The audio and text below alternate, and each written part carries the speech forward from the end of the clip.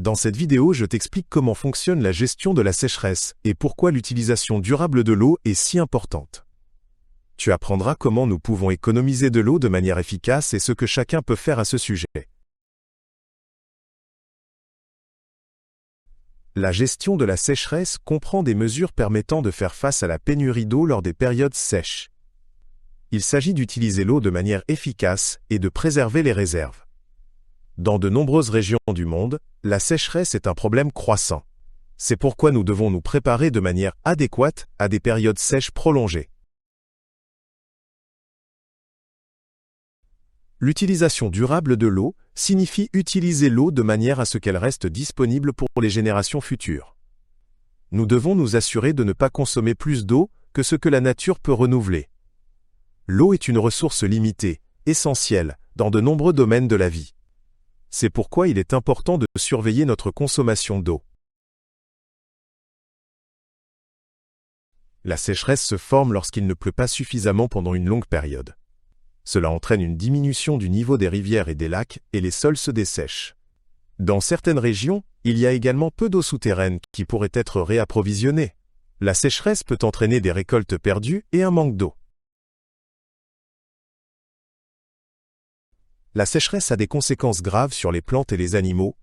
De nombreuses plantes ne peuvent pas croître ou meurent en l'absence d'eau suffisante. Les animaux trouvent moins de nourriture et d'eau, ce qui perturbe leur mode de vie. La qualité du sol se détériore également, ce qui rend l'agriculture plus difficile. La sécheresse affecte également directement la vie des gens.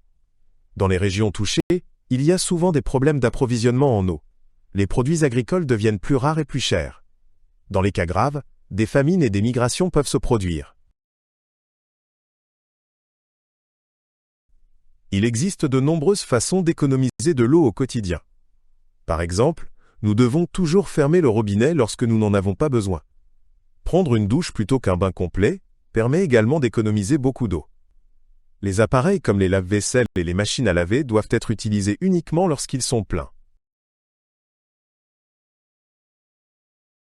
Les systèmes d'irrigation efficaces permettent de fournir aux plantes juste la quantité d'eau dont elles ont réellement besoin. L'irrigation goutte à goutte en est un bon exemple, car l'eau atteint directement les racines. De cette manière, moins d'eau s'évapore ou est gaspillée. Ces systèmes sont particulièrement importants dans les régions sèches. L'agriculture peut économiser davantage d'eau grâce à des techniques modernes. Par exemple, il existe des technologies économes en eau qui réduisent la consommation d'eau lors de la récolte. De plus, cultiver des plantes nécessitant moins d'eau aide également. Les méthodes de culture durable favorisent également la préservation des sols et des ressources en eau. Le recyclage de l'eau consiste à traiter et à réutiliser les sources d'eau usées. Par exemple, les eaux usées peuvent être traitées pour être utilisées pour l'irrigation des champs ou pour des usages industriels. Cette méthode aide à réduire la consommation d'eau globale. Elle est particulièrement importante dans les régions où l'eau est rare.